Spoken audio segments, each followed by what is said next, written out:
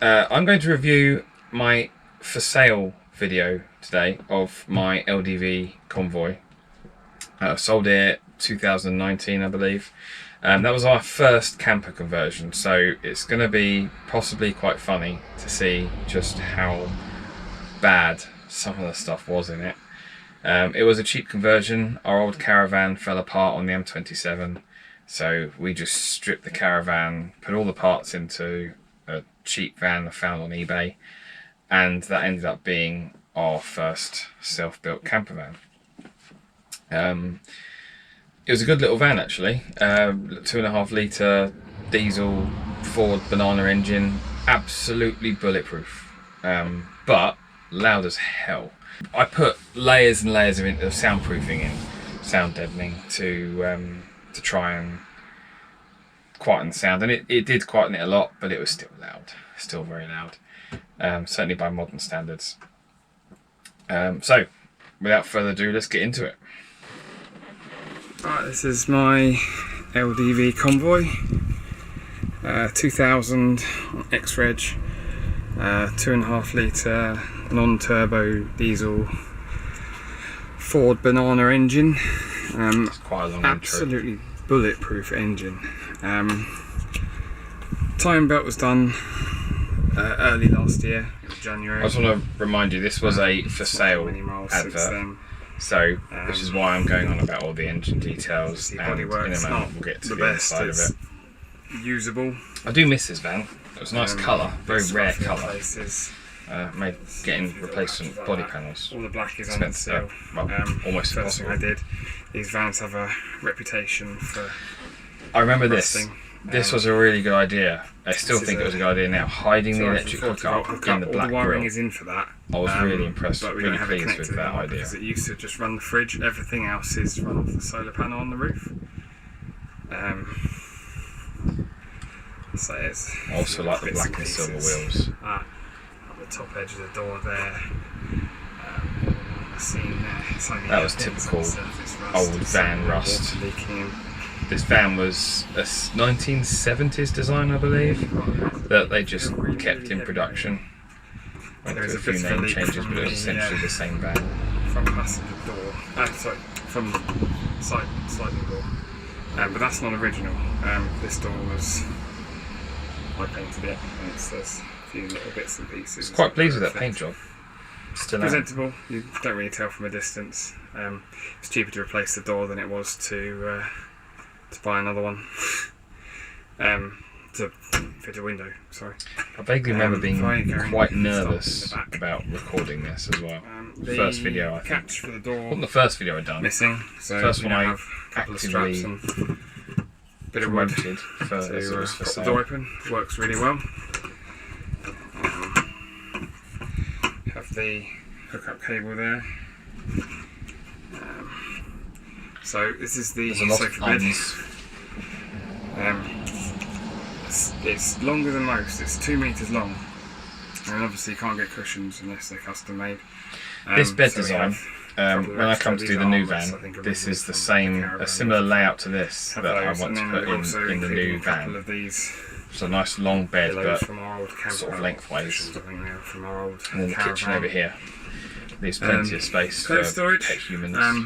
This is. I also quite like the storage idea. These cupboards actually in this van were bigger than the ones I've got in here. But it's definitely usable. We've been using it for the last couple of trips. Much easier to have our clothes in there. It was a lot easier to use as well. Otherwise you've got a better way to get your clothes out. So this bed, bottom half just pulls out like this. It's on slats. If I move these out of the way, you can see how it works. And then we just push them back in. Push the bed back in when we're want it as a sofa. I'll include pictures of that all set up as well. This side we have 3-burner. Again, that works quite well. Kitchen as out of our appliances, caravan. If you like, the cooker and the sink, they were taken straight from the camper van. A bit of extra workspace. Up here we have an extractor fan. Was a horrible design, horrible idea. There are I think 6 computer fans. Should have left the door open. Just draw any. It's literally PVC trunking, and then I think there was 8 computer fans. Smoke alarm. After a little while, about 6 of them stopped working. Carbon monoxide on the roof there. All works. We've got Carver Cascade 2 water heater. That's the switch for the extractor fan. Plugs that work off of an inverter inside the wardrobe. This is it's a Chinese version, but it does work quite well. Diesel heater. That heater, the diesel tank for that was actually really good, especially considering the one we got in this van is an Eberspacher one. Here we have that one was we used to have a fridge easily here. as good. We've now got the actual diesel heater is under here. You can just unscrew this panel to access it, or unscrew the back panel. This is our new fridge, which is an electric cool box. We found we weren't really using the fridge, so we're only really keeping beer and milk, things like that in there. Cool box idea works so really well as well. I think again that's something I might look at doing in the next van. It also gives us room here for food, bags of tins, more storage space, pasta or whatever it is we're having. In the first cupboard, we have saucepans, those kettle, cupboard doors. Funny story there.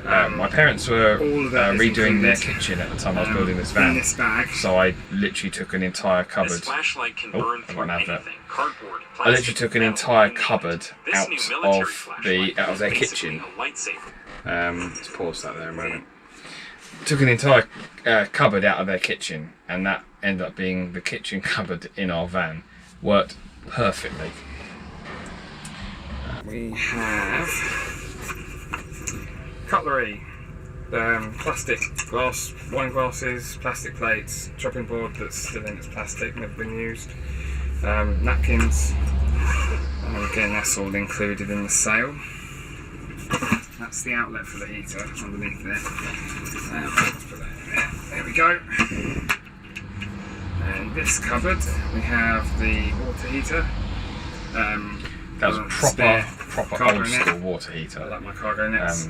Camping gas bottle. There's so much better versions of that now. As soon as the tap's opened up, 80s. automatically it's connected. I didn't like the idea of the gas bottle being inside the van. There is a tap. The one we got now is technically inside, but it is on the outside. The switch wall. It's right by the door. Gas cooker.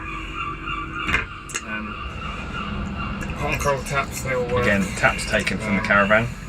Plug. There's a 20 litre wastewater tank underneath, I'll show you in a minute, and a 70 litre 20 litre was nowhere near enough. If you're going to build a van, you need more than 20 litres wastewater. I think the one we got in this one's 40 or 50 litre. So the wardrobe is a little light. Warren could do with a bit of did like the wardrobe. That is our solar controller. I think it is a 200 watt solar panel. Maybe wrong, but it does charge it does charge the battery very quickly. When we had a fridge, it used to run out all the time. That's the extra cushion. Under here we have a inverter, 500 watt inverter. That's tiny. In the bottom drawer, also included, we have a portable DVD player and a little speaker system. That was much better than the DVD player speakers. We've had that. We've watched many movies in a row through the inverter, and yeah, battery doesn't even drain. Oh no, it was on my little camera. It wasn't my phone. Table. Cool idea. We miss a table in this van. Definitely miss a table. Just sits on the floor there. This seat swivels round. Nice little dining set up there for two. This chair we put in, not for the dining table, but it's actually for the dog. So it doesn't actually have a seat belt, but it does have a seat belt buckle. Yeah, that's just we can keep the dog belted in there. She never stayed on that seat. The dog always jumped onto the floor. I haven't labelled them. I think it was too high for her. She didn't like the body roll. Apart from the end one, this very end one operates the radio, so you can have the radio on without having to have Did like my toggle switches. Which missed that in this van. To be quite handy. These seats are out of a Chrysler PT Cruiser. So comfortable. Armrests, very comfortable, much more comfortable than the original seats. More comfortable than the seats I got in this also van. including the thermal blinds. They're actually out of a Ford Transit, but they do fit quite well. They work well as well. To go back a bit, there's a got the curtain. The curtain was a good eBay purchase. I think it was about £5. Keep a lot of light out. Duvet, on the shelf above the driver's seat. New pillows I'm going to include as well. Forgot about that for extra storage as well, actually. Yeah, which is bathroom. So again, bathroom units, all taken from the caravan. Also shower. So that's tap, and you just twist that, and it turns into a spray, which is a really, really nice shower. Works quite well. In the back here we have LED light. Yeah, that's the camera. This is a shower curtain which hasn't stuck very well on the wall, but it is all secure, stapled in. We were going to put proper bathroom walls in when we had some money, but we've now got a new van. That I'm sitting in now. Carver, I think it's Carver cassette, I don't know, it's a cassette toilet. Think of the name. It's not a Carver, it's Thetford cassette, that's the one. Carver's the water heater. All of this is acoustic carpet walling. That was horrible to fit, and it shows. Foil bubble wrap fitting that carpet all the way around the van. There's also loft insulation, or what wall, whatever you want to call it. That was the good thing with this van, actually, to have it already plywood. So it's really well insulated. Same as the floor, I've had all of this mat up. That's all had sound deadening put in it. Same as under the bonnet. The mileage is 120,000, just under 121,000. The radio is a DAB one. I've got the instruction manual for it, and I've also got the instruction manual for the diesel heater. I forgot I had a DAB radio in it. So I think I have covered everything. I should just show you the water tanks. So you've got fresh water fill up is there, and there's the fresh water tank. There's no level sender, but it's quite easy to tell when it's full up. There's also a drain tap on that as well if you ever need to drain it. And on the other side, underneath there is I remember what we had now. 20 litre oil container. Well, waste oil tank, but yeah, we use it for the wastewater.